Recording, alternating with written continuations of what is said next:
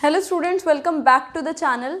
Chapter हमारा चल रहा था मार्केटिंग मैनेजमेंट और आज स्टार्ट करने जा रहे हैं हम मार्केटिंग मिक्स का लास्ट एलिमेंट जो कि है प्रमोशन।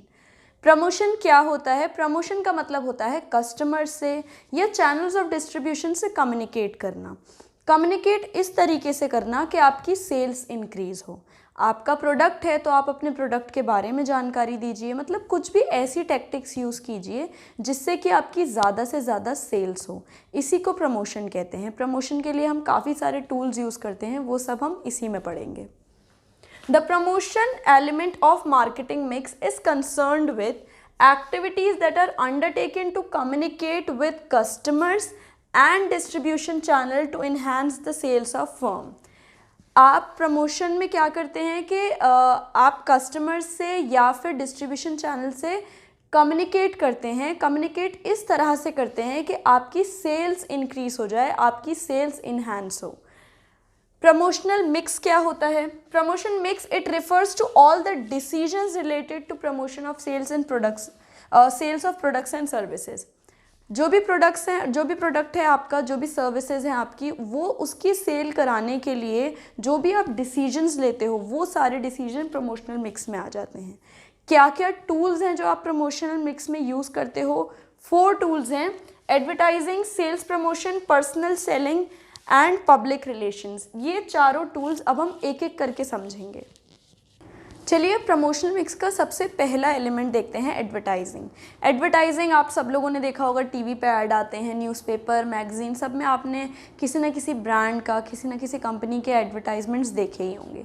तो एडवर्टाइजमेंट होता क्या है? प्रमोशन आप समझ गए ना। प्रमोशन क्या होता है कि अपने आइडियाज़ को कम्युनिकेट करना, अपने आइडिया को कम्युनिकेट करना, जो भी प्रोडक्ट के बारे में जानकारी है वो देना। तो बेसिकली आइडिया को कम्युनिकेट करने को प्रमोशन कहते हैं। एडवर्टाइजमेंट एक ऐसा फॉर्म ऑफ प्रमोशन है जो कि पहली बात तो पेड होता है, दूसरी बात नॉन पर्सनल होता है। ठीक है, पेड का क्या मतलब है? पैसे देता है। ऑफ कोर्स जो कंपनी है वो एडवर्टाइजमेंट टीवी पे लॉन्च करने के या फिर न्यूज़पेपर में प्रिंट करने के पैसे देती है। दूसरी चीज़, ये नॉन पर्सनल होता है। नॉन पर्सनल का मतलब ये है कि आपसे डायरेक्ट बायर बात नहीं कर रहा है, आप और बायर डायरेक्ट एक दूसरे के साथ कांटेक्ट में नहीं हो, डायरेक्ट कम्युनिकेट नहीं कर रहे हो, ये नॉन पर्सनल कम्युनिकेशन हो रहा है। ठीक है, तो एडवर्टाइजमेंट की अब डेफिनेशन देखते हैं। It can be defined as a paid form of non personal presentation and promotion of ideas, goods और सर्विसेज बाय आइडेंटिफाइड स्पॉन्सर। 3 चीज़ें हैं जो ध्यान देने की है। पहली चीज़ है पेड फॉर्म, दूसरी चीज़ है नॉन पर्सनल प्रेजेंटेशन और तीसरी चीज़ है आइडेंटिफाइड स्पॉन्सर। पेड फॉर्म बता दिया, नॉन पर्सनल प्रेजेंटेशन बता दिया, आइडेंटिफाइड स्पॉन्सर कौन है? फर्म। जो भी फर्म है जो पैसे पे करेगी, जो स्पॉन्सर कर रही है ऐड को, जो पे करेगी, वही आइडेंटिफाइड स्पॉन्सर है। आप ऐड देखते हैं तो क्या बेनाम कोई ऐड देखते हैं आप कि आपको पता ही नहीं है किस ब्रांड का ऐड है? ऐसा तो हो नहीं सकता है। तो उस ऐड को कोई ना कोई स्पॉन्सर तो करता है, वही आइडेंटिफाइड स्पॉन्सर होता है। ठीक है, तो एडवर्टाइजमेंट का क्या मतलब है? ये एक प्रमोशन का पेड फॉर्म है, ये पेड फॉर्म ऑफ प्रमोशन है। इम्पर्सनल प्रमोशन होता है इसमें गुड्स एंड सर्विसेज का और आइडियाज़ का, और इसको स्पॉन्सर कौन करता है? कोई भी आइडेंटिफाइड स्पॉन्सर, जो कि एक फर्म हो सकती है, फर्म ही होती है एक्चुअली आइडेंटिफाइड स्पॉन्सर। अब बात करते हैं इसके फीचर्स की और इसके एडवांटेजेस की। तो first feature is reach. Advertisement की जो रीच होती है वो बहुत ज़्यादा होती है। एक टीवी पे ऐड टेलीकास्ट हो रहा है, आपको पता भी नहीं कि कितने सारे लोग उस ऐड को देख रहे हैं, तो रीच बहुत ज़्यादा होती है। अगर बायर जो है, बायर और सेलर अगर एक दूसरे के साथ कम्युनिकेट डायरेक्टली कर रहे होते तो सेलर कितने लोगों को रीच कर पाता है एक दिन में, लेकिन 1 मिनट में, 1 सेकेंड में भी एडवर्टाइजमेंट के थ्रू सेलर जो है वो बहुत सारे बायर्स को रीच करता है। उसके बाद है चॉइस। चॉइस का मतलब है कि एडवर्टाइजमेंट में एक सेलर को बहुत सारी चॉइसेस मिल जाती हैं कि वो किस फॉर्म में एडवर्टाइजमेंट देना चाहता है। ऑडियो फॉर्म में, विजुअल फॉर्म में, टीवी पे देना चाहता है या फिर प्रिंट मीडिया के थ्रू देना चाहता है। अगर प्रिंट मीडिया के थ्रू देना चाहता है तो बहुत सारी चीज़ें, न्यूज़पेपर है, मैगज़ीन है, बैनर्स हैं, बहुत सारे तरीके, उसके पास बहुत सारी चॉइसेस होती हैं जिससे वो एडवर्टाइजमेंट कर सकता है। उसके बाद है अगली चीज़ लेजिटिमेसी। लेजिटिमेसी का मतलब है कि अगर आपसे कोई बात कोई सेलर जो है अकेले में कहे तो आपको फिर भी शक रहेगा कि कल कोई अपनी बात से पलट गया तो, या फिर झूठ बोल रहा हो तो, इसका प्रोडक्ट ऐसा ना निकले तो।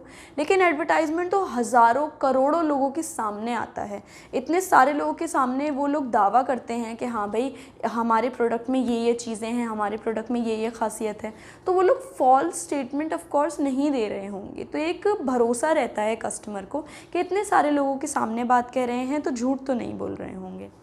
उसके बाद अगली चीज़ है एक्सप्रेसिवनेस। अगर किसी भी प्रोड्यूसर का प्रोडक्ट जो है वो थोड़ा सा कॉम्प्लेक्स है, उसे अपने प्रोडक्ट के फीचर एक्सप्रेस करने हैं, उसका डिमॉन्स्ट्रेशन कैसा है, ये सब एक्सप्रेस करना है, तो वो एडवर्टाइजमेंट के थ्रू ईजीली कर सकता है। फिर इकोनॉमी। वैसे तो एडवर्टाइजमेंट बहुत महंगा होता है, उसकी बहुत ज़्यादा कॉस्ट आती है, लेकिन अगर आप अदर प्रमोशनल जो जितनी भी एक्टिविटीज़ हैं उनसे अगर आप कंपेयर करें तो एडवर्टाइजमेंट आपको बहुत सस्ता पड़ता है। अगर आप पर्सनली जाके किसी कस्टमर को रीच कर रहे होते तो आपको बहुत पैसे लगते उसके लिए, लेकिन एडवर्टाइजमेंट एक बार में बहुत सारे लोगों को रीच करता है। तो इससे क्या होता है कि अगर आप पर हेड की कॉस्ट देखें ना, पर हेड की, तो वो बहुत कम आती है। तो आप कंपेयर करें तो एडवर्टाइजमेंट सस्ता है, वैसे तो महंगा होता है। उसके बाद है enhancing customer satisfaction and confidence. आपके दिल में भी एक सेटिस्फैक्शन रहता है कि भाई इस चीज़ का ऐड तो टीवी पे आता है, इस चीज़ का ऐड तो मैंने न्यूज़पेपर में देखा था। तो आप उस प्रोडक्ट को जब बाय करते हो आपको एक सेटिस्फैक्शन रहता है और आप मतलब भरोसा रहता है आपको कि हाँ ये जो प्रोडक्ट है ये अच्छा ही होगा, क्योंकि इसका ऐड तो टीवी पे आ रहा है, इतने सारे लोगों के सामने ये लोग एक स्टेटमेंट दे रहे हैं तो सच ही बोल रहे होंगे। तो कस्टमर का सेटिस्फैक्शन और कॉन्फिडेंस मिलता है एडवर्टाइजमेंट के थ्रू। यहाँ पर देखते हैं कि कुछ क्रिटिसिज्म और ऑब्जेक्शन लोगों ने किए हैं एडवर्टाइजमेंट के बारे में। कुछ लोगों का ये कहना है कि एडवर्टाइजमेंट इन रीजंस की वजह से ठीक नहीं है। तो अब देख लेते हैं कि क्या क्रिटिसिज्म है और किस हद तक ये ठीक है और नहीं है। तो फर्स्ट क्रिटिसिज्म है effects of advertisement on values, materialism and lifestyle.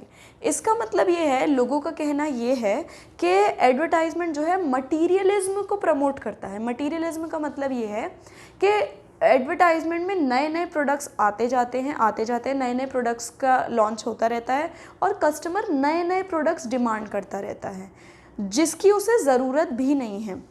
एक बार नया प्रोडक्ट आ गया तो पुराना प्रोडक्ट जो है वो बिल्कुल आउटडेटेड हो जाता है, उसे कोई नहीं खरीदता और नए प्रोडक्ट्स की सब लोग डिमांड करते हैं। तो बेसिकली ये कहना कि ये कोशिश कर रहे हैं कि कस्टमर जो है ऐसे प्रोडक्ट्स की डिमांड करने लगता है जिसकी उसे ज़रूरत भी नहीं है। एडवर्टाइजमेंट अगर नहीं होता तो लोग सिर्फ उतना ही डिमांड करते जितनी उनको ज़रूरत है और उनकी नीड्स हमेशा सेटिस्फाइड रहती। ऐसा नहीं है कि बस वांट्स जितना, मतलब ये भी प्रोडक्ट वो भी प्रोडक्ट। तो क्रिटिसिज्म ये है एडवर्टाइजमेंट के ऊपर कि ये मटीरियलिज्म को प्रमोट करता है और इसकी वजह से लोग सेटिस्फाइड नहीं हो पाते हैं। अगर एडवर्टाइजमेंट नहीं होता तो लोग सिर्फ उतना ही लेते जितने की उन्हें ज़रूरत है। अब बात करते हैं कि ये क्रिटिसिज्म कहाँ तक सही है और कहाँ तक सही नहीं है। देखो, एडवर्टाइजमेंट जो होता है वो तो आपको नॉलेज प्रोवाइड करता है, तो हम तो इस पॉइंट से अग्री नहीं करते हैं। एडवर्टाइजमेंट तो आपको नॉलेज प्रोवाइड करता है नए नए प्रोडक्ट्स की। भाई कंपनी नया प्रोडक्ट लॉन्च कर रही है तो आपको उसके बारे में बताएगी या नहीं बताएगी? तो ये तो बस आपको नॉलेज प्रोवाइड कर रहा है कि ये भी प्रोडक्ट है और ये भी प्रोडक्ट है और ये नया आया है, इसमें नई टेक्नोलॉजी है। लेकिन जो फाइनल चॉइस है वो तो कस्टमर की ही है, वो तो आपकी ही है। कोई आपको फोर्स तो नहीं कर रहा है कि आप मटीरियलिस्टिक हो जाओ, आपको जितनी नीड नहीं है वो भी ख़रीदो। ये तो आपकी मर्ज़ी के ऊपर है, अगर आप ख़रीदना चाहो तो आप ख़रीदो। इसमें एडवर्टाइजमेंट की क्या गलती है? एडवर्टाइजमेंट तो सिर्फ और सिर्फ आपको नॉलेज प्रोवाइड कर रहा है। तो हमारे अकॉर्डिंग ये क्रिटिसिज्म गलत है। उसके बाद advertising encourages sale of inferior and dubious products. Inferior goods क्या होते हैं? हमने माइक्रो इकोनॉमिक्स में इन्फीरियर गुड्स पढ़े थे, इनकम लेवल में इन्फीरियर गुड्स और नॉर्मल गुड्स। तो इन्फीरियर गुड्स एक्चुअली इनकम के ऊपर डिपेंड करते हैं। इन्फीरियर गुड्स जो होते हैं वो इनकम के ऊपर डिपेंड करते हैं। अगर आपकी इनकम सपोज़ आप मिडिल क्लास हो, ठीक है, आप अगर मिडिल क्लास हो तो एक कार सपोज़ वैगनार ले लीजिए, तो वैगनार आपके लिए नॉर्मल गुड है क्योंकि आप उसको अफोर्ड कर पा रहे हो, ठीक है। लेकिन जो आपकी इनकम लेवल से नीचे है, सपोज़ कोई बाइक हो गई, साइकिल हो गई, जो आप और आसानी से ख़रीद लोगे, वो आपके लिए इन्फीरियर गुड है। आप सपोज और अमीर हो जाओ और आपका इनकम लेवल बढ़ जाए तो BMW आपके लिए अब नॉर्मल गुड बन जाएगा और वैगनआर अब आपके लिए इन्फीरियर गुड हो जाएगा। तो ये लोग ये कहते हैं, ये क्रिटिसिज्म ये कह रहा है कि advertising encourages sale of inferior and dubious products. Advertising encourage करता है लोगों को कि वह इन्फीरियर गुड्स खरीदें, लेकिन ये क्रिटिसिज्म भी हम गलत समझते हैं, क्योंकि कौन सा गुड इन्फीरियर है और कौन सा गुड इन्फीरियर नहीं है ये एडवर्टाइजमेंट थोड़ी ना डिफ़ाइन करेगा, वो तो आपकी पॉकेट डिफ़ाइन करेगी, वो तो आपका इनकम लेवल डिफ़ाइन करेगा कि कौन सा गुड आपके लिए इन्फीरियर और कौन सा गुड आपके लिए इन्फीरियर नहीं है। तो भाई एडवर्टाइजमेंट जो है वो तो बस आपको बताता है कि भाई ये प्रोडक्ट है, ये इतना महंगा प्रोडक्ट है, ये ब्रांडेड प्रोडक्ट है, कुछ लोकल प्रोडक्ट्स होते हैं। तो सब लोग थोड़ी नहीं नाइक का शू खरीद सकते हैं, तो वो लोग को इन्फीरियर गुड खरीदना पड़ता है कोई लोकल ब्रांड का। तो ये थोड़ी नहीं है कि मतलब एडवर्टाइजमेंट की इसमें गलती है, ये तो आपकी इनकम लेवल डिफ़ाइन करेगा ना कि आपके लिए कौन सा गुड इन्फीरियर है, आप वो ख़रीदना चाहते हो या नहीं ख़रीदना चाहते हो। तो ये क्रिटिसिज्म भी हमारे अकॉर्डिंग गलत है। उसके बाद advertising confuses rather than help. Advertisement क्या करता है, आपको डिफरेंट ब्रांड्स का बताता है। अगर डिटर्जेंट आपको लेना है तो सर्फ एक्सेल भी है, टाइड भी है, घड़ी भी है, आपको ब्रांड ही तो बता रहा है, वो डिफरेंट चॉइसेस ही तो आपको दे रहा है। आपके पास जितनी चॉइसेस है आप उतना ठीक से आप सिलेक्ट करिए। तो आज का कंज्यूमर तो बहुत ही इंटेलिजेंट है, वो तो सब कुछ देख परख के ख़रीदता है। तो कौन सा ब्रांड आपके लिए सूटेबल है, कौन सा ब्रांड आपको अच्छा लगता है, ये फाइनल चॉइस आपकी है। तो एडवर्टाइजमेंट आपको कंफ्यूज नहीं करता है, ये तो आपको ज़्यादा चॉइसेस प्रोवाइड करता है। फिर है some advertisements are in bad taste. देखिए कुछ एडवर्टाइजमेंट्स ऐसे होते हैं जो कि गलत तरीके से ले लिए जाते हैं। कुछ एडवर्टाइजमेंट आपने देखे होंगे कि परफ्यूम के एडवर्टाइजमेंट्स होते हैं, एक्स हो गया, या फिर वो जो आफ्टर शेव के एडवर्टाइजमेंट होते हैं, इम्पीरियल ब्लू वगैरह के एडवर्टाइजमेंट। इनमें ये माना जाता है कि विमेन को ऑब्जेक्टिफाई किया जाता है, एक तरीके से ऑब्जेक्ट की तरह यूज़ किया जाता है। विमेन को ज़रूरत भी नहीं होती है उस एडवर्टाइजमेंट में लड़कियों की, लेकिन फिर भी लड़कियों को एक ऑब्जेक्ट की तरह यूज़ किया जाता है उस एडवर्टाइजमेंट में। तो ये क्रिटिसिज्म है कि एडवर्टाइजमेंट कुछ बैड टेस्ट के होते हैं, लेकिन ये क्रिटिसिज्म भी हमारे अकॉर्डिंग गलत है, क्योंकि ज़रूरी नहीं है, ये तो देखने वाले का नज़रिया है कि वो इस चीज़ को किस तरह से देख रहे हैं। हो सकता है कि ओल्डर जनरेशन के लिए वो जो इम्पीरियल ब्लू वगैरह के एड्स आते हैं वो उन्हें बुरे लगते हों, बैड टेस्ट के होते हों, लेकिन यंगर जनरेशन के लिए बैड टेस्ट के नहीं हैं। तो ये तो देखने वाले के ऊपर होता है। इसमें भी एडवर्टाइजमेंट के कॉन्सेप्ट में गलती नहीं है, ठीक है, हर इंसान की सोच अलग है। उसके बाद last is advertisement cost are passed on to the customers in the form of higher prices. Criticism ये है कि एडवर्टाइजमेंट की इतनी हैवी कॉस्ट आती है, तो ये जो कॉस्ट होती है ये प्राइसेस में ऐड करके कस्टमर पे ही पास कर दी जाती है। लेकिन ये क्रिटिसिज्म भी हमारे अकॉर्डिंग गलत है। क्यों? क्योंकि एडवर्टाइजमेंट जो है वो इतने लोगों तक पहुंचता है और उसकी वजह से डिमांड इंक्रीज़ होती है प्रोडक्ट की। जब प्रोडक्ट की इतनी डिमांड इंक्रीज़ होती है तो फिर जो प्रोड्यूसर है वो ज़्यादा बनाता है, क्योंकि उसे ज़्यादा सप्लाई करना है, तो ज़्यादा प्रोडक्ट बनाता है। जब लार्ज स्केल पे वो प्रोडक्शन करता है तो उसे इकोनॉमीज़ ऑफ स्केल मिलती है। इकोनॉमीज़ ऑफ स्केल की वजह से उसकी पर हेड की जो कॉस्ट आती है वो कम आती है, पर हेड की कॉस्ट जो होती है वो कम आती है। और जब पर हेड की कॉस्ट कम आती है तो वो चीज़ वही एडवर्टाइजमेंट वाली कॉस्ट में कंपनसेट हो जाती है। ऐसा नहीं है कि एडवर्टाइजमेंट इतने महंगा कर रहे हैं तो उसकी प्राइस ऐड करके ही दे दिया जाए। एडवर्टाइजमेंट बेनिफिट भी तो आपको इतना पहुंचा रहा है, इतनी डिमांड लेके आ रहा है, उससे आपको इकोनॉमीज़ ऑफ स्केल मिल रही है, पर यूनिट की कॉस्ट कम हो रही है, कॉस्ट कम हो रही है, तो आप थोड़ी सी कॉस्ट इसमें ऐड कर भी देंगे तो वो चीज़ कंपनसेट हो जाएगी।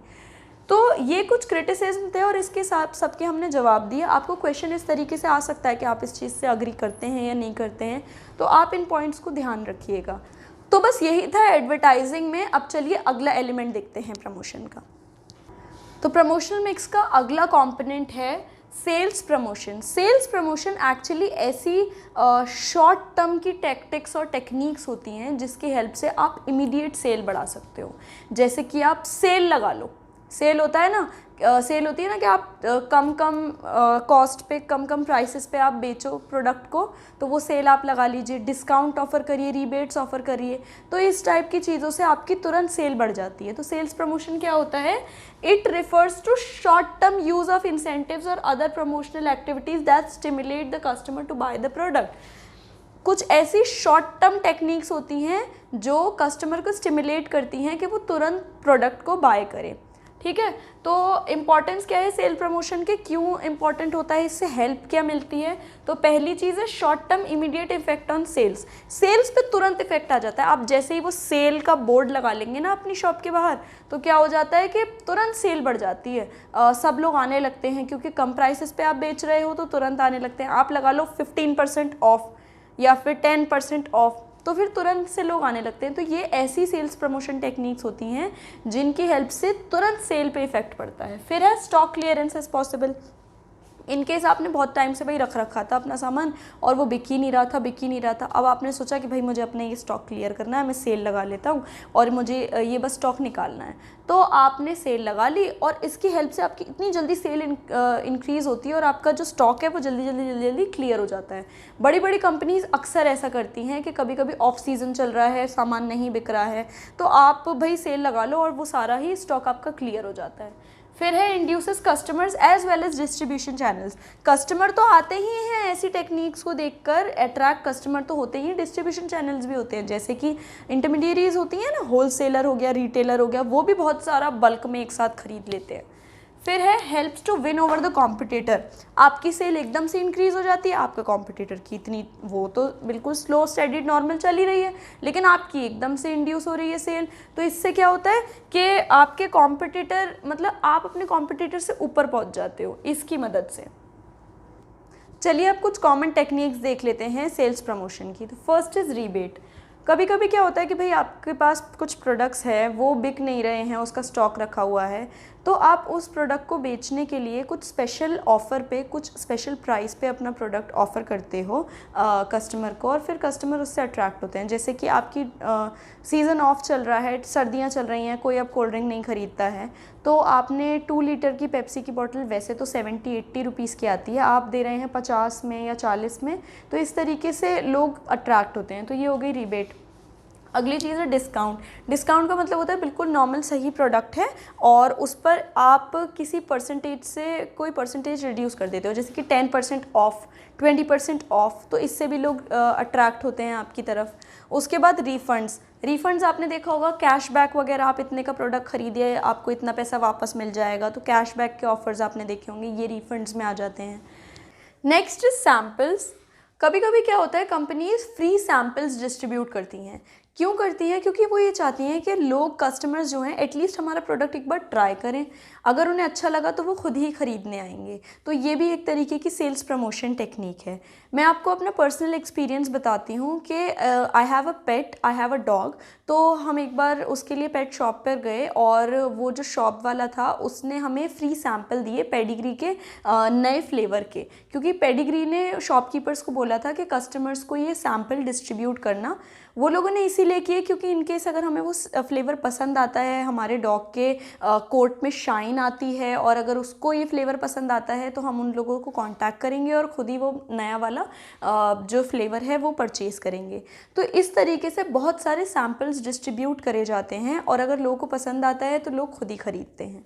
फिर उसके बाद अगली चीज़ है प्रीमियम और गिफ्ट्स और प्रोडक्ट कॉम्बिनेशंस। इसका क्या मतलब है कि बहुत बार ना प्रोडक्ट कॉम्बिनेशंस दिए जाते हैं, जैसे कि आपको दे दिया गया बॉर्नवीटा के साथ मग फ्री हो गया, दे दिया, और कॉफ़ी के साथ एक शेकर दे दिया।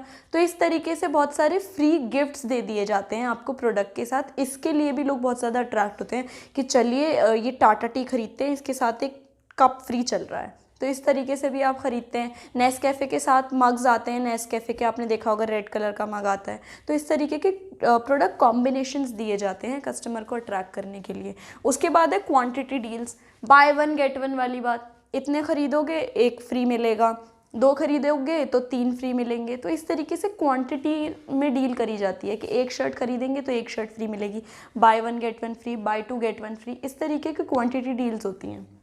उसके बाद है कॉन्टेस्ट। तो कॉन्टेस्ट में ये होता है कि बहुत अलग अलग तरीके के गेम्स रखवाए जाते हैं, कॉन्टेस्ट रखवाए जाते हैं, लोग उसमें पार्टिसिपेट करें, लोग उसमें पार्टिसिपेट करेंगे तो जो जीतेगा उसको अच्छे अच्छे प्राइज़ मिलेगा।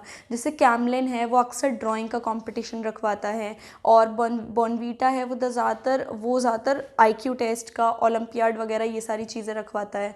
तो इससे क्या होता है कि जो जीतेगा उसको एक्साइटिंग प्राइसेस दिए जाते हैं। उसके बाद है instant draws and assign gifts. इसमें ये होता है कि आप कहीं ख़रीदने जाते हैं कोई चीज़, तो अब तो दिवाली आने वाली है तो इसमें ये सब ऑफ़र चल रहे होंगे, तो आप कहीं भी जाएंगे तो स्क्रैच कार्ड्स वगैरह होते हैं, आप कार्ड को स्क्रैच करिए और आपके अगर कार्ड में कुछ ऐसा कुछ ड्रॉ निकल जाता है तो आपको वो चीज़ फ्री मिल जाएगी। जैसे वॉशिंग मशीन मिलती है बहुत सारे लोगों को, जो माइक्रोवेव्स होते हैं, अवन्स होते हैं, कार भी मिल जाती है। तो इस तरीके से अलग अलग कंपनीज़ के अलग अलग ऑफ़र्स होते हैं। उसके बाद नेक्स्ट है लकी ड्रॉज। लकी ड्रॉज भी निकलते हैं कि भाई जितने भी कस्टमर्स ने इस दिन में परचेज़ किया है उन सब के नाम और नंबर होते हैं, तो एक बस रैंडमली किसी को पिक करा जाता है, लकी ड्रॉ निकल जाता है तो उनको एक्साइटिंग गिफ्ट्स मिलते हैं, तो ये भी लकी ड्रॉज होते हैं। उसके बाद है यूजेबल बेनिफिट्स। बहुत बार ऐसा होता है कि आप ये ख़रीदिए और इसके साथ आपको यहाँ का टूर फ्री मिलेगा, यहाँ के टिकट फ्री मिलेंगे, तो कुछ यूजेबल बेनिफिट्स भी आपको मिलते हैं प्रोडक्ट के साथ। फिर उसके बाद अगली चीज़ है फुल फाइनेंस एट 0%। इसका मतलब है कि सपोज़ आप कोई बड़ा एसेट खरीद रहे हैं, आप वॉशिंग मशीन वगैरह खरीद रहे हैं, तो आप खरीदिए और आपको इस तरीके की डील दे दी जाती है कि आप 6 इंस्टॉलमेंट में इसके पैसे दे दीजिएगा। आपको ज़रूरत नहीं है कि आप सारा एक साथ दो, आप 6 इंस्टॉलमेंट में इसके पैसे दे दीजिएगा। उसके ऊपर आपको कोई इंटरेस्ट चार्ज नहीं करना पड़ेगा। ऐसा नहीं है कि 0% इंटरेस्ट है, आपको कुछ एक्स्ट्रा पैसा नहीं देना पड़ेगा। अगर 20,000 की वॉशिंग मशीन है तो वो आपको 20,000 में ही मिलेगी, उसे वो लोग 10 इंस्टॉलमेंट में, 5 इंस्टॉलमेंट में बांट देंगे, कोई इंटरेस्ट नहीं लगाएंगे। तो इस तरीके से भी लोग बहुत ज़्यादा कस्टमर्स अट्रैक्ट होते हैं। आपने देखा होगा फ्लिपकार्ट वगैरह पे भी नो कॉस्ट EMI करके, तो वो सब यही चीज़ें होती हैं। उसके बाद है पैकेज्ड प्रीमियम। पैकेज प्रीमियम यानी पैक के साथ ही कुछ फ्री आता है। जैसे कि बहुत चला था कुछ टाइम पहले कि भाई लक्स साबुन के अंदर एक गोल्ड पेंडेंट निकल रहा है, टाटा टी के साथ एक सोने का सिक्का आ रहा है पैक के अंदर ही। तो लोगों को पता तो नहीं है कि नहीं है, फिर भी लोग ज़्यादा से ज़्यादा ख़रीद रहे हैं कि शायद इस वाले में होगा, शायद इसमें निकल जाएगा, तो इससे सेल्स कितनी ज़्यादा इंक्रीज़ होती है। तो ये होता है पैकेज प्रीमियम। फिर है कंटेनर प्रीमियम। बहुत सारी ऐसी चीज़ें होती है जैसे पेप्सी वगैरह की बॉटल हो गई, कोल्ड ड्रिंक की बॉटल हो गई। आप बॉटल तो लेते हो कोल्ड ड्रिंक के लिए, फिर उसके बाद उस बॉटल का क्या होता है, सबके घर में यही हाल है, पानी भर भर के उसको फ्रिज में रखते हो आप, तो वो चीज़ रीयूजेबल है कि नहीं है। एक बार आपने एक कोल्ड ड्रिंक ले ली, वो इतने टाइम तक, महीनों तक वो आपकी बॉटल चलती है, उसमें आप पानी भर भर के पीते हो। वैसे ही बॉर्नवीटा का डब्बा जो होता है, जो बॉक्स होता है कंटेनर बॉर्नवीटा का और कॉफ़ी का, उसमें जो हाउसवाइफ्स होती हैं चीनी पत्ती डाल देती हैं, तो ये कंटेनर भी बार बार यूज़ हो जाते हैं, इसलिए कंटेनर के लालच में भी बहुत लोग लेते हैं, कंटेनर प्रीमियम भी मिलता है। तो ये बहुत सारे ऐसी सेल्स प्रमोशन टेक्निक्स होती हैं जिनको यूज़ करके कस्टमर को अट्रैक्ट किया जाता है और तुरंत सेल्स बढ़ा ली जाती है। चलिए अब सेल्स प्रमोशन के मेरिट्स और डीमेरिट्स देख लेते हैं। So first merit is attention of value. Attention of value का मतलब है कि जब आप सेल्स प्रमोशन की टेक्निक्स यूज़ करते हैं तो ज़्यादा से ज़्यादा कस्टमर्स की अटेंशन आपको मिलती है, बहुत लोग आपकी प्रोडक्ट की तरफ अट्रैक्ट होते हैं और ज़्यादा से ज़्यादा अटेंशन आपको मिलती है। उसके बाद है यूज़फुल इन न्यू प्रोडक्ट लॉन्च। जब भी आप न्यू प्रोडक्ट लॉन्च कर रहे हैं तो सेल्स प्रमोशन टेक्निक करना बहुत इफ़ेक्टिव रहता है। आप जैसे एज अ न्यू आप फ्री सैम्पल्स डिस्ट्रीब्यूट करते हैं, तो जो कस्टमर्स हैं वो आपके सैम्पल को यूज़ करते हैं और इस तरीके से उनको आपके प्रोडक्ट के बारे में पता चलता है और वो फिर ज़्यादा से ज़्यादा आपके प्रोडक्ट को ख़रीदते हैं। उसके बाद आ जाते हैं synergy in total promotion efforts पे। तो synergy in total promotion efforts का मतलब है कि प्रमोशन के आप बहुत सारे एफर्ट्स करते हैं, आप एडवर्टाइजमेंट करते हैं, डिफरेंट प्रमोशनल टेक्निक्स आप यूज़ करते हैं, लेकिन अगर आप सेल्स प्रमोशन करते हैं तो बस आपके एफर्ट्स में एडिशन हो जाता है, इफेक्टिवनेस बढ़ जाती है। आप सपोज अगर एडवर्टाइजमेंट कर रहे हैं तो एडवर्टाइजमेंट आपका और इफेक्टिवली काम करेगा अगर आप सेल्स प्रमोशन करेंगे। जैसे आप एडवर्टाइजमेंट कर रहे हैं 10% ऑफ डिस्काउंट के साथ, तो ज़्यादा से ज़्यादा लोग आएंगे। फिर है 8 टू अदर प्रमोशनल टूल्स। ये भी सेम चीज़ है कि जब अदर प्रमोशनल टूल्स जो है ना उनकी ये मदद करता है। जैसे सेल्समैन है आपका, वो डोर टू डोर जा रहा है, तो डोर टू डोर वो अपने प्रोडक्ट को बताने के साथ साथ अगर ये बताएगा कि भाई इसमें by one get one free है और इसमें ये पर्टिकुलर डिस्काउंट है, तो उसको बेचने में ज़्यादा आसानी होगी। तो ये थे मेरिट्स। अब डीमेरिट्स देखिए। पहला डीमेरिट है रिफ्लेक्ट क्राइसिस। इससे लोगों को आसानी से ये पता चल जाता है कि भाई इतना ज़्यादा ये लोग बार बार डिस्काउंट दे रहे हैं, बार बार ये लोग ये प्रमोशनल टूल्स यूज़ कर रहे हैं, दूसरा प्रमोशनल टूल यूज़ कर रहे हैं, तो ज़रूर इनका जो प्रोडक्ट है वो बिक नहीं रहा होगा, इनकी जो प्रॉब्लम चल रही होगी, इनकी क्राइसिस चल रहा होगा इनकी ऑर्गेनाइजेशन में। तो इससे आपके क्राइसिस रिफ्लेक्ट होते हैं। उसके बाद है स्पॉइल प्रोडक्ट इमेज। आपकी प्रोडक्ट की इमेज भी स्पॉइल होती है। कैसे स्पॉइल होती है कि लोग ये सोचते हैं इतने डिस्काउंट दिए जा रहे हैं, ये लोग इतने ज़्यादा प्रमोशनल टेक्निक्स यूज़ कर रहे हैं, क्यों? इनका प्रोडक्ट क्या बिक नहीं रहा है? इनका प्रोडक्ट क्यों नहीं बिक रहा है? कोई क्वालिटी में दिक्कत होगी, हो सकता है कि प्रोडक्ट अच्छा नहीं होगा इसीलिए तो नहीं बिक रहा है। अच्छा प्रोडक्ट तो तुरंत बिक जाता है। तो इससे आपकी प्रोडक्ट की इमेज भी स्पॉइल होती है। तो ये था हमारा सेल्स प्रमोशन। अब बात करते हैं प्रमोशनल मिक्स के थर्ड एलिमेंट की, जो कि है पर्सनल सेलिंग। पर्सनल सेलिंग का मतलब होता है जहां बायर और सेलर एक्चुअल में पर्सनली इंटरैक्ट करते हैं एक दूसरे से। अब तक कोई पर्सनल सेलिंग नहीं हो रही थी जो दो कंपोनेंट्स हमने पढ़े, लेकिन इसमें पर्सनल सेलिंग में पर्सनली इंटरैक्शन होगा बायर और सेलर का। तो देखते हैं, it means selling personally, it involves face to face interaction between seller and buyer for the purpose of sale. Sale करने के लिए बायर और सेलर जो हैं एक दूसरे से पर्सनली इंटरैक्ट करते हैं, फेस टू फेस मुलाकात करते हैं। जैसे कि आप किसी शॉप पर कुछ लेने जाते हो तो वहाँ पे सेलर होता है, आप बायर होते हो, तो वहाँ पर एक पर्सनल इंटरैक्शन होता है। अगर आपके डोर टू डोर कुछ सेल्समैन आते हैं तो वो भी एक तरीके का पर्सनल इंटरैक्शन ही होता है। फीचर्स की बात करते हैं।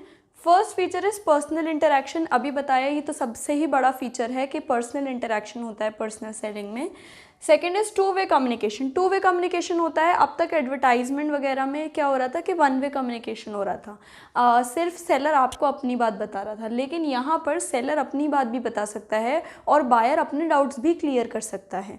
ये बहुत सूटेबल है जहाँ पर जो प्रोडक्ट थोड़ा सा कॉम्प्लेक्स होता है, तो डिमॉन्स्ट्रेशन वगैरह के लिए बहुत आसानी हो जाती है, सेलर आराम से समझा पाता है और बायर को अगर कोई डाउट हो तो वो आसानी से पूछ सकता है। फिर है बेटर रिस्पॉन्स। बेटर रिस्पॉन्स आता है पर्सनली सेल करने में, काफ़ी अच्छा रिस्पॉन्स आता है। आपको पता चल पाता है कि जो बायर है उसका क्या रिस्पॉन्स है, वो लेना चाहता है या नहीं लेना चाहता है, आप ज़्यादा अच्छे से कन्विंस कर पाते हो। रिलेशनशिप। पर्सनल सेलिंग से बायर और सेलर के बीच की रिलेशनशिप बहुत अच्छी हो जाती है। सेलर जो है वो ज़्यादातर कोशिश करता है कि वो फ्रेंडली रिलेशनशिप रखे बायर के साथ, क्योंकि उसको अपना प्रोडक्ट बेचना होता है, तो वो बहुत अच्छी रिलेशनशिप एक दूसरे के साथ मेंटेन करते हैं। फिर है बेटर कन्विंसिंग। जब पर्सनली आपको जो सेलर है वो कोई प्रोडक्ट बेचता है तो वो ज़्यादा अच्छे से कन्विंस कर पाता है, क्योंकि उसको पता होता है कि आपका फेशियल एक्सप्रेशंस क्या हैं या फिर आप किस तरह का रिस्पांस दे रहे हो, और अगर आपकी कोई नीड्स हैं तो उसके अकॉर्डिंग भी वो आपका जो प्रोडक्ट है उसको मॉडिफाई कर सकता है। तो यहाँ पर बेटर कन्विंसिंग होती है। अब बात करते हैं एक सेल्समैन की क्वालिटीज़ की। एक सेल्समैन के अंदर क्या क्वालिटीज़ होनी चाहिए। So first is physical qualities. Physical qualities बहुत इंपॉर्टेंट क्वालिटीज़ हैं जो कि कस्टमर को पहली ही नज़र में बहुत अट्रैक्ट करती हैं। एक सेल्समैन को प्रॉपरली ड्रेस्ड होना चाहिए और नीट एंड क्लीन ड्रेस्ड होना चाहिए उसको, और पॉस्चर जो होना चाहिए, ये नहीं कि वो इस तरीके से खड़ा हुआ है कंधे झुकाकर, नहीं, एकदम स्ट्रेट पॉस्चर उसका होना चाहिए, और वो हेल्दी दिखना चाहिए, कोई डिसेबिलिटी नहीं होनी चाहिए उसके अंदर। ये सारी चीज़ें कस्टमर को बहुत ज़्यादा अट्रैक्ट करती हैं। और सबसे इम्पॉर्टेंट चीज़ है कि सेल्समैन के चेहरे पर एक प्लेजेंट सी स्माइल होनी चाहिए। उसके बाद है सोशल क्वालिटीज़। सोशल क्वालिटीज़ का मतलब है कि सेल्समैन जो है वो दूसरों को किस तरीके से ट्रीट करता है। तो वो बहुत ज़्यादा मैनर्स होने चाहिए एक सेल्समैन के अंदर। वो किसी को भी कभी भी ऑफेंड ना करे, जब कोई आए तो उसे विश करे, जब कोई जाए तो थैंक यू बोले, इस तरीके के मैनर्स उसके अंदर होने चाहिए। उसके बाद है मेंटल क्वालिटीज़। एक सेल्समैन इंटेलिजेंट इनफ होना चाहिए और उसके अंदर मेंटली वो काफ़ी स्टेबल और अच्छा इंटेलिजेंट होना चाहिए। दो क्वालिटीज़ हैं जिसके बारे में हम मेजरली बात करेंगे इसमें। पहली है एम्पैथी। एम्पैथी का मतलब है कि एक सेल्समैन को कस्टमर की जगह पर भी अपने आप को रख कर सोचना है कि कस्टमर का क्या पॉइंट ऑफ व्यू है, उसकी तरफ से भी सोचना है। ये नहीं कि सिर्फ अपनी अपनी बात कहनी है, कस्टमर की भी बात सुननी है, उसकी भी बात समझनी है। और दूसरी चीज़ है ईगो ड्राइव। एक सेल्समैन को अपना प्रोडक्ट सिर्फ और सिर्फ पैसे के लिए नहीं, अपने लिए भी बेचना है कि लोग उसे जानें, उसकी एस्टीम रखें, तो इसलिए भी एक सेल्समैन को प्रोडक्ट बेचना है। फिर है टेक्निकल क्वालिटीज़। एक सेल्समैन के अंदर टेक्निकल क्वालिटीज़ होनी चाहिए, उसको टेक्नोलॉजी की अच्छी समझ होनी चाहिए। फिर है अदर क्वालिटीज़। अदर क्वालिटीज़ में काफ़ी सारी क्वालिटीज़ आती हैं। पहली है गुड मेमोरी। अच्छी मेमोरी होनी चाहिए उसकी। ये नहीं कि आज कोई कस्टमर सामान लेके गया, कल आप भूल गए, ऐसी मेमोरी थोड़ी होनी चाहिए। फिर है ऑनेस्टी। ऑनेस्ट होना चाहिए एक सेल्समैन ऑफ कोर्स। ऐसा नहीं है कि आप फ्रॉड करके या आप झूठ बोल के प्रोडक्ट के बारे में गलत जानकारी देके आप प्रोडक्ट बेच रहे हो, बिल्कुल भी नहीं। फिर है लॉयल एंड डिपेंडेबल। एक सेल्समैन लॉयल होना चाहिए और डिपेंडेबल होना चाहिए, जिसके ऊपर भरोसा किया जा सके। फिर है वाइड नॉलेज। उसको अपने प्रोडक्ट के बारे में वाइड नॉलेज होनी चाहिए, क्योंकि ऑफ कोर्स वो कंपनी को रिप्रेजेंट कर रहा है, उसके अंदर एक वाइड नॉलेज होनी चाहिए। वो जितने भी प्रोडक्ट्स बेच रहा है उसके बारे में उसे जानकारी तो होनी ही चाहिए, वरना वो कस्टमर को क्या बताएगा। फिर है इंस्पायर ट्रस्ट। एक सेल्समैन जो है वो ट्रस्ट वर्दी होना चाहिए, उसके ऊपर आप भरोसा कर सको, वो इस तरह का होना चाहिए। तो ये थी भाई क्वालिटीज़ एक सेल्समैन की। अब बात करते हैं पर्सनल सेलिंग की इम्पोर्टेंस की। तो इसके जो एडवांटेजेस हैं, ये कुछ बेनिफिट्स प्रोवाइड करता है बिजनेसमैन को, कस्टमर को, सोसाइटी को। तो इसके जो इम्पोर्टेंस हैं वो हम इन तीनों से रिलेटेड एक एक करके पढ़ेंगे। तो पहले हम पढ़ते हैं importance to businessman. So first importance is effective promotional tool. ये जो पर्सनल सेलिंग है, ये बहुत इफ़ेक्टिव प्रमोशनल टूल है, क्योंकि ये ज़्यादा अच्छा इम्पैक्ट डालता है एक कस्टमर पे। कस्टमर ज़्यादा अच्छे से अट्रैक्ट हो पाता है और एक बहुत अच्छा रिलेशनशिप क्रिएट होता है और सेल्स में बहुत इम्प्रूवमेंट आता है। फिर है फ्लेक्सिबल टूल। ये बहुत फ्लेक्सिबल टूल है। आप कस्टमर टू कस्टमर अपनी डील्स चेंज कर सकते हो, आप उनको जो ऑफ़र दे रहे हो वो चेंज कर सकते हो। अगर कोई कस्टमर है जो बिल्कुल आप जिस प्राइस पे प्रोडक्ट ऑफ़र कर रहे हो उस प्राइस पे ख़रीदने को राज़ी है, तो आपको उसको ज़्यादा कन्विंस नहीं करना पड़ेगा, आप बस बेच सकते हो उसको। लेकिन कोई ऐसा कस्टमर है जो बारगेन करा रहा है, उसको आपको डिस्काउंट देना ही देना पड़ेगा। तो फिर उसके लिए आप मतलब फ्लेक्सिबिलिटी रहती है, आप कस्टमर टू कस्टमर अपने ऑफ़र्स चेंज कर सकते हो, अपना तरीका बदल सकते हो। फिर है minimum wastage of efforts. Advertising था। एडवर्टाइजिंग में टीवी पे, हर किसी की टीवी पे आ रहा है वो, ठीक है। तो बहुत लोग स्किप कर देते हैं, जो टारगेट कस्टमर भी नहीं है उनको भी दिखाई दे रहा है। मेकअप का प्रोडक्ट है तो लड़के भी देख रहे हैं, तो मतलब बहुत ज़्यादा एफर्ट्स का वेस्टेज हो रहा है। लेकिन पर्सनल सेलिंग में जो पोटेंशियल बायर्स हैं उन्हीं से आप बात करते हो, उन्हीं से आप डील करते हो। भाई आपकी अगर कोई शॉप पर आया है तो ऑफकोर्स वो कैपेसिटी भी रखता होगा ख़रीदने की और वो इंटरेस्टेड भी होगा, बस आपको उसको कन्विंस करना है। तो यहाँ पर मिनिमम वेस्टेज होता है आपके एफर्ट्स का। उसके बाद है कंज्यूमर अटेंशन। ज़्यादातर कंज्यूमर्स इससे आपकी पर्सनल सेलिंग से अट्रैक्ट होते हैं और ज़्यादा से ज़्यादा आपको कंज्यूमर अटेंशन मिलता है। फिर है रिलेशनशिप। पर्सनल सेलिंग में बायर और सेलर के बीच में एक बहुत हेल्दी रिलेशनशिप क्रिएट होता है और बहुत सारे बायर्स तो फिर रिलेशनशिप की वजह से ही वापस आते हैं प्रोडक्ट लेने के लिए कि भाई वो सेल्समैन बहुत अच्छा है, बहुत प्लेजेंट तरीके से बात करता है। Next is personal support. जो सेलर है वो बायर को, कस्टमर को एक पर्सनल सपोर्ट प्रोवाइड करता है। इन केस कभी भी कस्टमर को किसी हेल्प की ज़रूरत है, किसी भी सपोर्ट की ज़रूरत है, उसे समझ नहीं आ रहा है ये प्रोडक्ट किस तरह यूज़ होना है, या फिर किसी भी हेल्प की ज़रूरत है, तो वो सेलर से कॉन्टैक्ट पर्सनली कर सकता है और सेलर उसको गाइड करेगा और उसको सपोर्ट करेगा।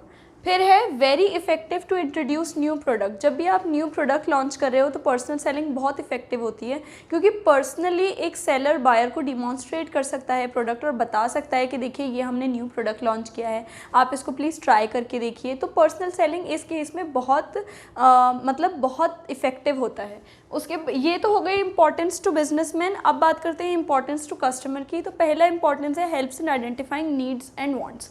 तो होता क्या है कि एक जो सेलर है वो बायर की क्या नीड्स हैं, क्या वांट्स हैं, ये उसको डिस्कवर करने में हेल्प करता है और फिर उसको इस चीज़ में भी हेल्प करता है कि उसकी जो नीड्स एंड वांट्स हैं वो किस तरीके से सेटिस्फाई होंगी, उसका भी तरीका वो उसको बताता है।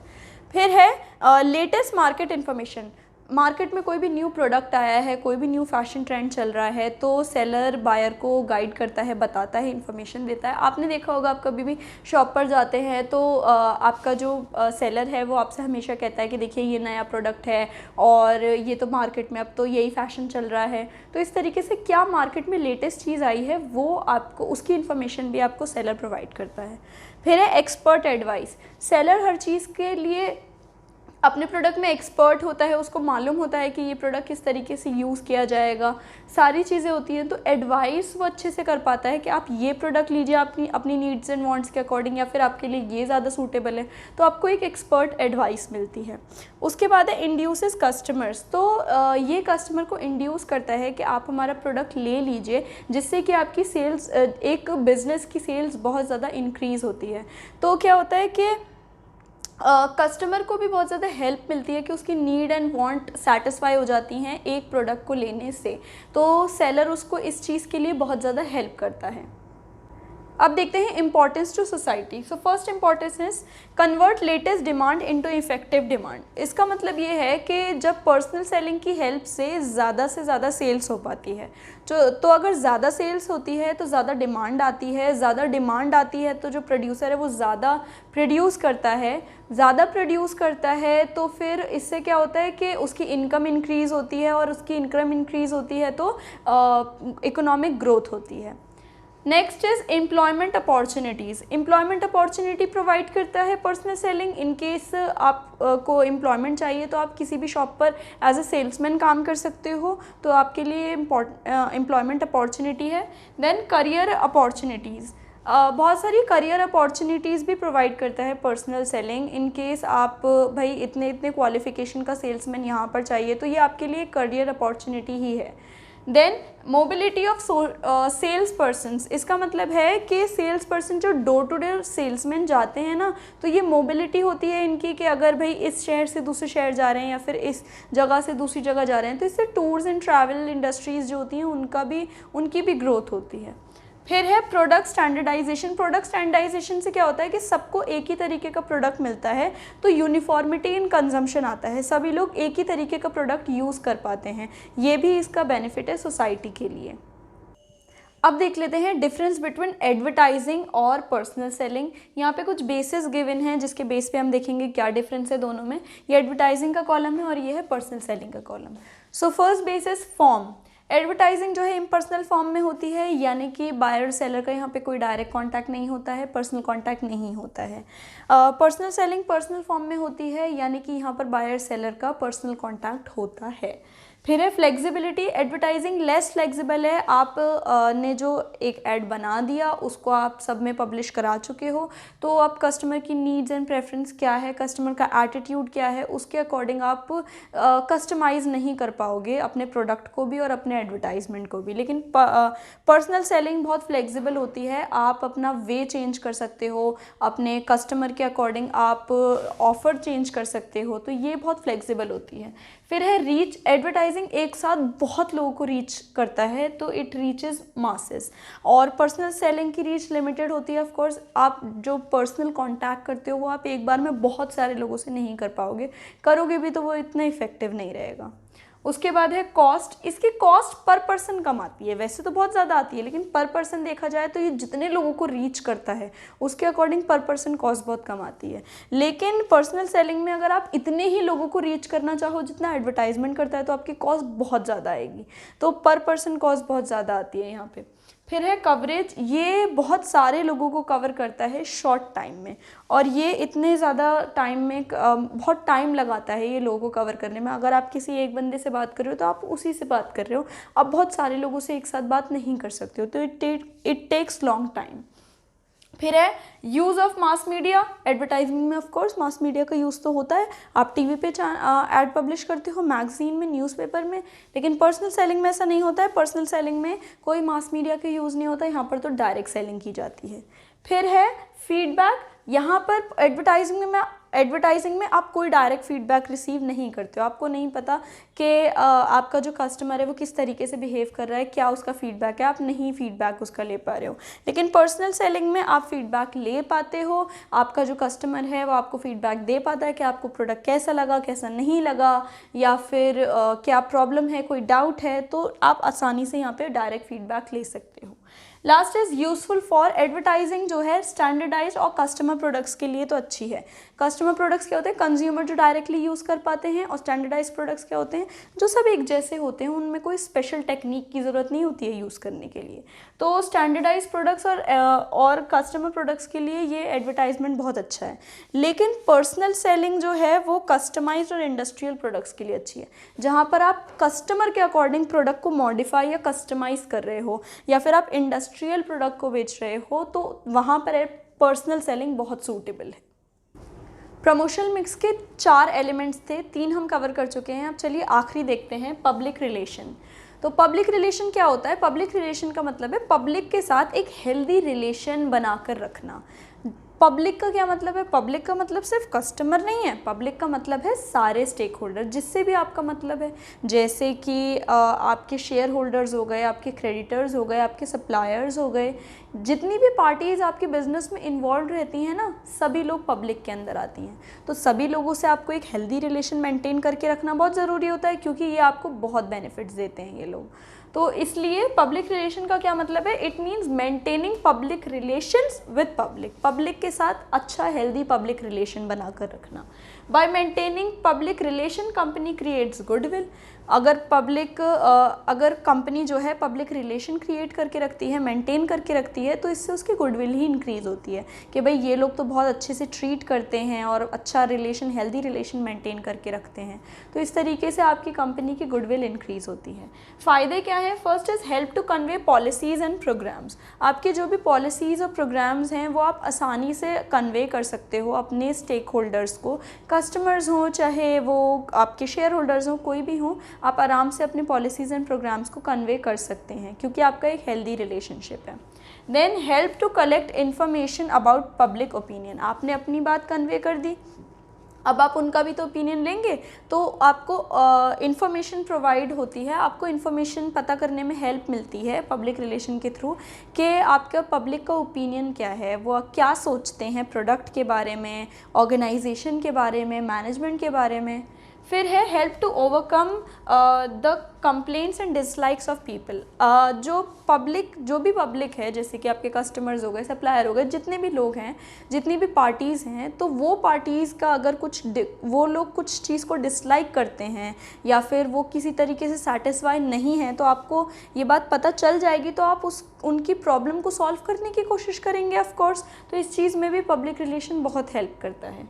फिर है help to mould people's attitude in favour of organisation. अगर आप हेल्दी रिलेशनशिप क्रिएट करके रखते हैं अपनी पार्टीज़ के साथ, तो क्या होता है कि उनका जो एटीट्यूड है वो आपकी ऑर्गेनाइजेशन के फेवर में मोल्ड हो जाता है।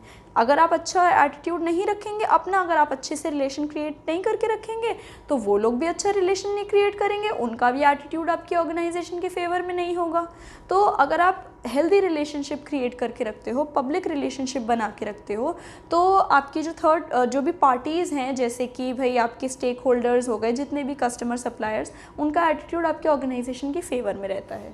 फिर है helps to maintain goodwill and understanding between organisation and public. इससे पहले ही हमने बताया कि इससे गुडविल मेंटेन होती है और पब्लिक और ऑर्गेनाइजेशन के बीच में काफ़ी अंडरस्टैंडिंग होती है, क्योंकि जो ऑर्गेनाइजेशन है वो भी पब्लिक को अपनी बात कन्वे कर पा रही है और पब्लिक जो है वो भी ऑर्गेनाइजेशन को अपनी प्रॉब्लम्स बता पा रही है। तो इस तरीके से काफ़ी अंडरस्टैंडिंग क्रिएट होती है। एक और बात आप नोट डाउन कर लीजिए कि पब्लिक रिलेशन जो होता है वो unpaid form of impersonal promotion होता है, यानी कि ये इम्पर्सनल होता है, आप एक से जाकर डायरेक्टली बात नहीं कर रहे हैं और आपको इसके लिए कोई ख़ास पैसे खर्च करने की भी ज़रूरत नहीं होती है। तो ये हो गया पब्लिक रिलेशन। अब देखते हैं पब्लिक रिलेशन के रोल्स क्या हैं। So first role is press relations. Public relation department को प्रेस यानी कि मीडिया के साथ अच्छे रिलेशन मेंटेन करके चलना होता है, क्योंकि मीडिया ही एक ऐसा सोर्स है जो कि आपकी जो कंपनी की इमेज है वो ट्रू और अच्छी दिखा सकता है लोगों के सामने। फिर है product publicity. Public relation department product की पब्लिसिटी करने के लिए बहुत सारे एफर्ट्स करता है, जैसे एग्जीबिशन अरेंज कराता है, सेमिनार्स होते हैं, मतलब बहुत सारी ऐसी चीज़ें अरेंज की जाती हैं पब्लिक रिलेशन डिपार्टमेंट में जो कि प्रोडक्ट को किसी भी तरीके से प्रोडक्ट की पब्लिसिटी कर पाए। फिर है कॉर्पोरेट कम्युनिकेशन। कॉर्पोरेट कम्युनिकेशंस में क्या होता है, मीटिंग्स होती हैं, सेमिनार्स होते हैं, और उसमें क्या होता है कि जो पब्लिक रिलेशन डिपार्टमेंट के एग्जीक्यूटिव्स होते हैं वो स्पीचेस देते हैं। वो जब स्पीच देते हैं तो उनकी स्पीच इतनी इफ़ेक्टिव होनी चाहिए कि लोगों के बीच में गुडविल क्रिएट होती है। अदर कंपनी के भी कॉर्पोरेटिव्स, मतलब अदर कॉर्पोरेट्स के भी वहाँ पे वो बैठे हुए होते हैं एग्जीक्यूटिव्स, तो वो लोग भी सुनते हैं, उनके बीच में भी गुडविल क्रिएट होती है कंपनी की।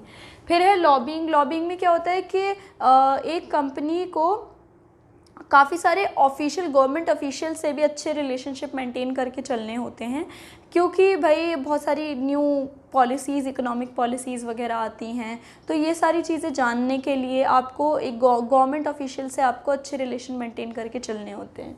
फिर है काउंसलिंग। काउंसलिंग में ये होता है कि पब्लिक रिलेशन डिपार्टमेंट बहुत सारी ऐसी एक्टिविटीज़ करता है जिससे कि उसकी गुडविल क्रिएट होती है, जैसे कि हो गए इन्वायरमेंट एक्टिविटीज़ में ध्यान देना, पेड़ लगाना, एजुकेशन पे ध्यान देना, लोगों की चिल्ड्रन एजुकेशन को सपोर्ट करना, इस टाइप की कुछ सोशल रिस्पॉन्सिबिलिटीज़ को ये पूरा करता है जिससे कि उसकी कंपनी की गुडविल जो है वो क्रिएट होती है। फिर है helps in achieving marketing objective. Marketing objective को भी अचीव करने में ये हेल्प करता है। कैसे? Building awareness. ये अवेयरनेस बिल्ड करता है। जब आप कोई चीज़ न्यूज़ में देखते हो, तो न्यूज़ में जब आप देखते हो तो आपको उस चीज़ के बारे में पता चलता है, आपने वो चीज़ यूज़ नहीं की है फिर भी आपको पता चल जाता है। फिर है बिल्डिंग क्रेडिबिलिटी। आप जब उस चीज़ को ख़रीदोगे फाइनली, तो जो आपने न्यूज़ में देख रखी है तो आप आसानी से ख़रीद लोगे। आप सोचोगे अच्छा ये तो मैंने न्यूज़ में देखा था, तो आपको ये जल्दी भरोसा हो जाता है। फिर है स्टिमुलेट सेल्स फोर्स। क्या होता है कि जो चीज़ कस्टमर ने न्यूज़ में देखी हुई है वो उसको जल्दी ख़रीद लेता है, और होलसेलर, रिटेलर वगैरह भी जल्दी ख़रीद लेते हैं, उन्हें बेचने में भी ज़्यादा दिक्कत नहीं होती है, इसलिए कंपनी की जो सेल्स है वो इंक्रीज़ होती है। फिर है लोअर प्रमोशन कॉस्ट। एडवर्टाइजमेंट से कंपेयर किया जाए तो बहुत लोअर प्रमोशनल कॉस्ट है, बिल्कुल कॉस्ट बिल्कुल ना के बराबर आती ही नहीं है। फिर है वेज। कुछ वेज हैं, आप मेथड्स कह लीजिए, टूल्स कह लीजिए, टेक्निक्स कह लीजिए, कुछ भी कह लीजिए, जिससे कि आप ये पब्लिक रिलेशंस क्रिएट करते हो। तो पहला है न्यूज़। न्यूज़ के थ्रू, बहुत बार न्यूज़ न्यूज़ न्यूज़ नाम आ रहा है, तो न्यूज़ के थ्रू, ठीक है, जो मीडिया होती है, प्रेस कॉन्फ्रेंसेस वगैरह अरेंज की जाती हैं। फिर है स्पीचेस। स्पीचेस आप जैसे कॉर्पोरेट एग्जीक्यूटिव्स के बीच में आप बैठे हुए हो तो आप स्पीच दे रहे हो, इससे आपकी गुडविल क्रिएट होती है। फिर है इवेंट्स। बहुत सारे इवेंट्स अरेंज किए जाते हैं, जैसे कि सेमिनार्स हो गए, एग्जीबिशन हो गई, डिफरेंट इवेंट्स अरेंज किए जाते हैं जिससे कि आप पब्लिक रिलेशन क्रिएट करने की कोशिश करते हो। फिर रिटन मटेरियल जैसे कि बैलेंस शीट, आपकी कंपनी की एनुअल रिपोर्ट्स वगैरह हो गई, वो आप पब्लिश कराते हो, तो लोगों को उसके बारे में पता चलता है आपकी कंपनी के बारे में। इससे भी आप रिलेशन मेंटेन करने की कोशिश कर रहे हो। आप कोशिश कर रहे हो कि लोग आप पे भरोसा करें। फिर है पब्लिक सर्विस एक्टिविटीज़। वही जो बात आपने अभी बताई थी कि डिफरेंट सर्विस एक्टिविटीज़ परफॉर्म करती है एक ऑर्गेनाइजेशन, जैसे कि हो गए आपके यही चिल्ड्रन के एजुकेशन को प्रमोट करना और इन्वायरमेंटल चीज़ पे ध्यान देना, पोल्यूशन कम से कम करना, ऐसी डिफरेंट एक्टिविटीज़, सर्विस एक्टिविटीज़ एक पीआर यानी कि पब्लिक रिलेशन डिपार्टमेंट करता है, जिससे कि उसकी कंपनी की गुडविल क्रिएट होती है और उसको बहुत ज़्यादा बेनिफिट होता है। तो ये था हमारा पब्लिक रिलेशन। इसी के साथ हमारा ये चैप्टर फाइनली ख़त्म होता है। आई होप आपको समझ आया होगा। आप साथ के साथ इसके नोट्स बनाते चलें, फ्रेंड्स को शेयर करना बिल्कुल ना भूलें, चैनल को सब्सक्राइब ज़रूर कर दें। मिलते हैं आपसे अगले लेक्चर में। Thanks for watching.